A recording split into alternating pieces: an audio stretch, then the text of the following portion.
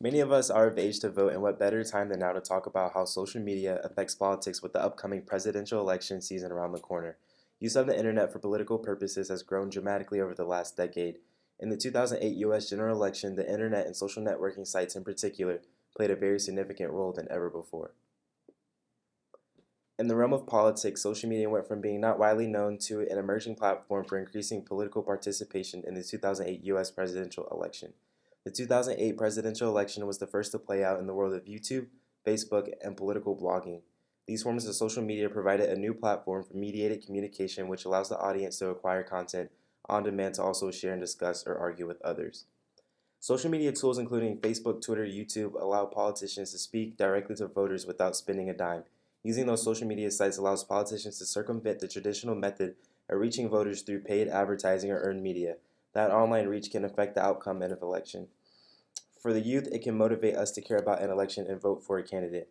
The online social interactive media allowed candidates to do electronically what previously had to be done by contacting volunteers, donors, scheduling, and promoting events. The outcome of this was that 2.4 million people had friended Barack Obama on Facebook compared to just over 600,000 for John McCain.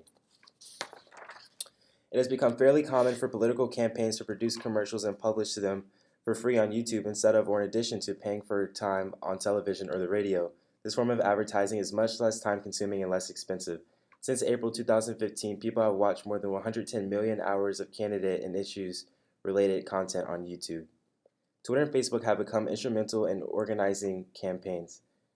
They allow like minded voters and activists to easily share news and information such as campaign events with each other. That's what the share function on Facebook or retweet feature of Twitter is for. Donald Trump used Twitter heavily in his 2006 presidential campaign. He said, "I like it because I can get my point of view out there, and my point of view is very important to people." Political campaigns can tap into a wealth of information or analytics about the people who are following them on social media and customize their messages based on demographics. In other words, a campaign may find one message appropriate for voters under 30 years of age compared to just not being effective for people over the age of 60. Some campaigns have used money bombs to raise large amounts of cash in a short period of time. Money bombs are typically 24-hour periods in which candidates press their supporters to donate money. They use social media such as Twitter and Facebook to get the word out, and often tie these money bombs to specific controversies that emerge during campaigns. Barack Obama raised hundreds of millions online over the course of his presidential run. Most politicians would rather have thousands of individual givers than a few big corporate donors, and the internet makes that much easier.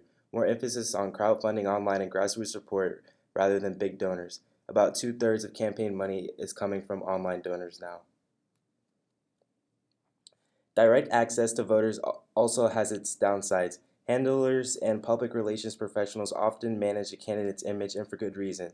Allowing a politician to send out unfiltered tweets or Facebook posts has landed many candidates in hot water or in embarrassing situations. As the election season gets rolling, a tweet or status update could make or break an election. As you can see here, the way candidates are using social networking sites has been casted in a form of mockery. Two presidential candidates, Donald Trump and Hillary Clinton, illustrating the behavior of two immature teenagers who are having disputes over the internet rather than tackling the real issues that this country faces. Asking for feedback from voters or constituents can be a good thing, and it can be a very bad thing depending on how politicians respond. Many campaigns hire staff to monitor their social media channels for negative responses and remove anything unflattering. By clicking on a thumbs up or thumbs down icon, constituents can give politicians an instant read on opinions and positions posted on their web pages, essentially a faster and cheaper straw poll.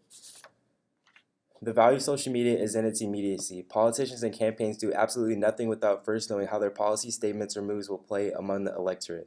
Twitter and Facebook allow them to instantly gauge how the public is responding to an issue or controversy.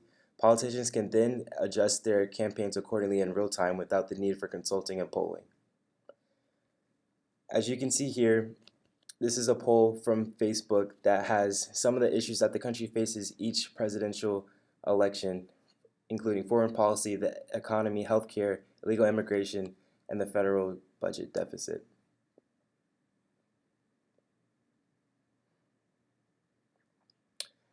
Memes, which are usually a humorous image, video, piece of text, are copied and spread rapidly by internet users.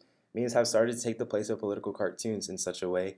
The youth generation doesn't care as much about the news because of its bias depending on which channel, such as CNN or MSNBC or even Fox. Instead, we would rather spend time on Facebook and Twitter and see how those memes have a tremendous impact on the election.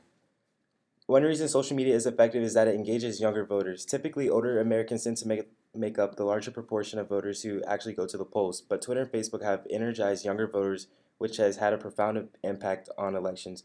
President Barack Obama was the first politician to tap into the power of social media during his two successful campaigns. Social media has allowed Americans to join together to petition the government and their elected officials, leveraging their numbers against the influence of powerful lobbyists and special interest groups. Make no mistake, lobbyists and special interest groups still have the upper hand, but the day will come when the power of social media allows like minded citizens to join together in ways that would be just as powerful. Social media users with firmer party and ideological ties, such as liberal Democrats and conservative Republicans, are at times more likely than moderates in both parties to use social media for these purposes under the principle of the power of the people.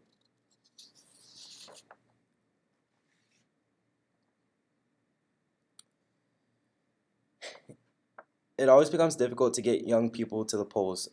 Other things going on, such as starting families or studying, but with the ubiquitous nature of cell phones, campaigns can send reminders to people because a lot of people forget. That's one of the ways getting young voters out. Creative ways of reaching young people through humor, in particular with memes, relating information to the adults they encounter, and giving off an interesting and inclusive vibe.